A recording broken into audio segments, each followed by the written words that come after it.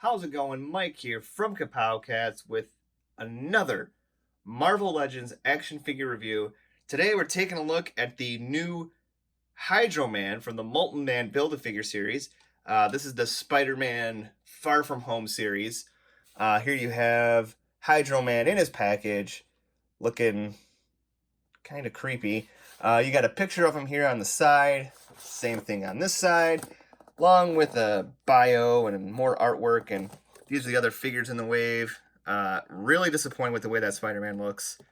And Doppelganger, too. And if you check out our 6-arm Spider-Man review, you'll find out why. Not much on the top. Spider-Man logo, blah, barcode. And that is about it for packaging. Let's crack them open and get wet and wild with Hydro Man. And Hydro Man doesn't really come with anything in the form of accessories, but what he does come with is the head of Molten Man. Nice gold paint, some solid detail work, though I feel like I will need to see Spider-Man Far From Home before I decide whether or not this is a worthwhile Build-A-Figure, but there it is.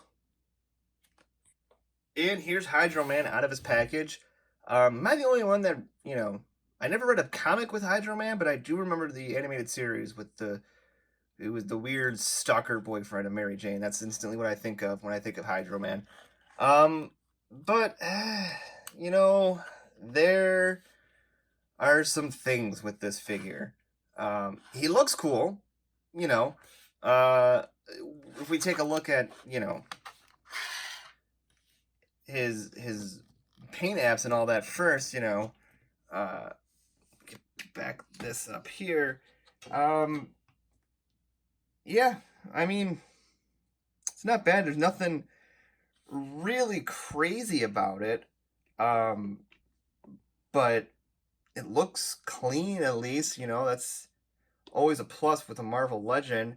So get a look at the face here. The face sculpt that is something else. But I like kind of how they got the hair waving. I'm pretty sure this is the Luke Cage body mold that they went with for this guy, which is fine. Nice work on the jeans. They got all that sculpted work in there. Makes it look very denim. And then so these pieces on the bottom of his feet are removable. So I'm just going to remove those because they're going to keep falling off. And he's got his, boots. So, overall, I mean, paint-wise, it's not bad. Not bad at all. And you got this sweet, clear blue plastic here. Plastic. Words are hard, kids. Which I thought they would have, given you some extra arms, like maybe some swappable, like regular arms to kind of, if you want to go for a different appearance. Because, these are removable and they're just kind of like a rubbery plastic type deal. But these are on here. And these are actually a problem. It makes him very top heavy. He's very top heavy, so as you can see, he has a lot of issues if you want to get him to stand. So here we have him standing, but once you try to put these back on him, and of course he's going to do it because that's the way these things always work, it becomes sometimes a little bit more difficult. It does provide somewhat of a counterbalance, but I think I would have liked it if we had some swappable arms. But, I do like that we have something that's really displaying his water powers. Okay, so see, once you get his arms kind of out, that's when it becomes very difficult to pose him. Let's take these off. Let's see if that helps. Nah, not really. Well, there he is for now. I'm not sure how long. That's a weird stance, man. Not sure how long he'll stand there, but that's why I grabbed one of these NECA display stands again. to see if, you know, can kind of get him a little bit more sturdy. So, I mean, aesthetic-wise, he's solid. I just wished either these were not as bulky and heavy, or that you could swap him out with some other kind of arms or something like that. And let's put his foot water stuff back on. So if you're going to do a display base, I recommend kind of getting these on first,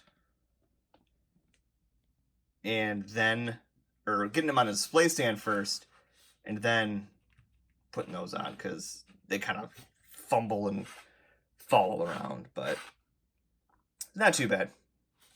Okay, so our articulation for this guy is another area that he kind of falls a little bit short in. His head can look up, you know, about that much. Can look down. I mean, if you really look at it, it really doesn't look up at all. But he at least can look down. You can move it all around if you want to go for some exorcist action. His arm moves all around. There's a slight cut here, and there's a hinge. If you can see it, it's right there. But that is literally all you're gonna get. There is a wrist swivel in his hand here. He also has ab crunch and waist swivel. There you go. His feet can move up that much, move back very little. He has a double jointed knee. Yeah, that's some water bending right there. He also has a swivel and hinge on his ankle, and he got a bit of pivot there too. So, I mean, articulation, not bad. A little bummed, though, that there's like zero movement in the arms. The arms are already kind of a nuisance enough as it is, and the fact that they're, you know, kind of stagnant in that pose is kind of meh. Kind of makes me bummed when I think about trying to pose him around, and I'm trying to think of how to get him posed to do, you know, other things. But it's not going to be much more than that unless maybe you try to use a display base of that nature. And here's Hydro Man with a couple other Spider-Men in my collection. The Ultimate Spider-Man, and Scarlet Spider, or Ben Reilly Spider-Man. God damn, I always love that suit. But as you can see, I mean, this is your standard Spider-Man mold, I believe. So he's going to fit in great scale with your regular Spider-Man. And he just looks like a giant next to the itty-bitty Ultimate Spider-Man. And here he is next to Spider-Gwen Marvel Legend and Spider-Girl. Once again, perfect scale. Not really much to complain about there. And here he is next to a couple other villains I have in my Marvel Legends collection, which are mostly all X-Men villains, or I should say all X-Men villains. We have the Build-A-Figure Juggernaut and the Apocalypse Wave Sabretooth. I thought he looked massive when compared to the Spider-Man figures and the Spider-Gwen and Spider-Girl. But now he's just dwarf compared to this guy. And I still think they kind of dropped the ball on the Sabretooth. I think he could have used a bit of a beefier, taller body mold. But, you know, that's just me. Alright, so all in all, he's not a bad figure. Not a great figure. But if you're completing your Spider-Man villains, he's obviously a must-get. You have to get him. If you're just kind of picking up here and there, and you're just kind of trying to roll out a decent Marvel Legends collection, I would say wait. Maybe see if you can get him on clearance or something like that. The arms are just very frustrating. They're so heavy. It makes him so top-heavy, he just topples over. Even putting him on the display stand, he still was just toppling over because these arms are so heavy. I don't know why they maybe didn't go with the same route they did with the feet, where you kind of did a clip-on sort of deal. Look-wise, it looks really cool, but when you get him out and you try to pose him around or take pictures, that's where it becomes somewhat frustrating. So that'll do it for this review. If you like this video, please click like. It'll help us go a long way. And also click subscribe and click the bell notification if you want to see more. We have tons of things like unboxings, more toy reviews, and our podcast, Kapowcast, which you can find over on the Pod Bros Podcasting Network, along with other great shows. And you can also find our show over on Spotify, iTunes, Google Play, Stitcher Radio, all that fun stuff. Until next time, take care.